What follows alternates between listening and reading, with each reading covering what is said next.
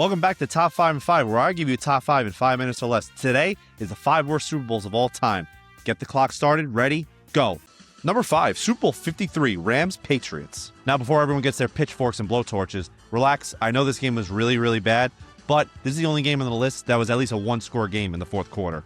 So, relax. Starting us off at number 5, we go back to 2019, the Rams and the Patriots. This was supposed to be Sean McVay's offensive genius against the GOAT, Tom Brady and Bill Belichick. Instead, we got the lowest scoring game in Super Bowl history. It was 3-3 entering the fourth quarter. Unless you're a diehard fan of punts and defense, this was the ultimate Sunday night nap.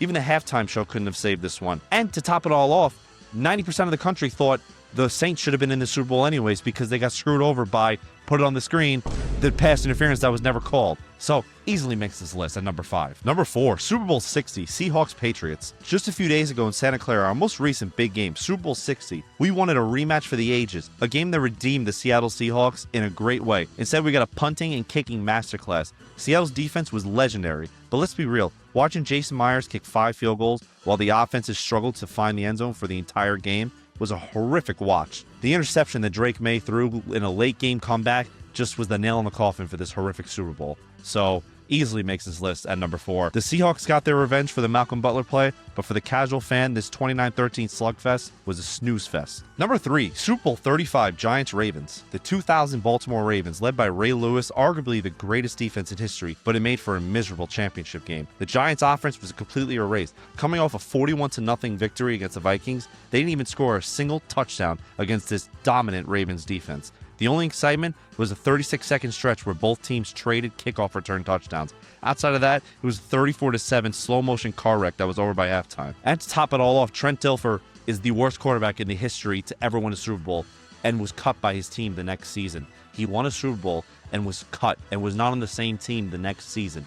How is that even possible? Number 2, Super Bowl 24, 49ers-Broncos. Joe Montana and the 49ers versus John Elway and the Broncos. On paper, it's a battle of the legends. On the field, it was a 55-10 execution. The 49ers scored 2 touchdowns in every single quarter. It remains the largest margin of victory in Super Bowl history. A game that was 27-3 at halftime. By the time the fourth quarter started, most of the country already switched the channels.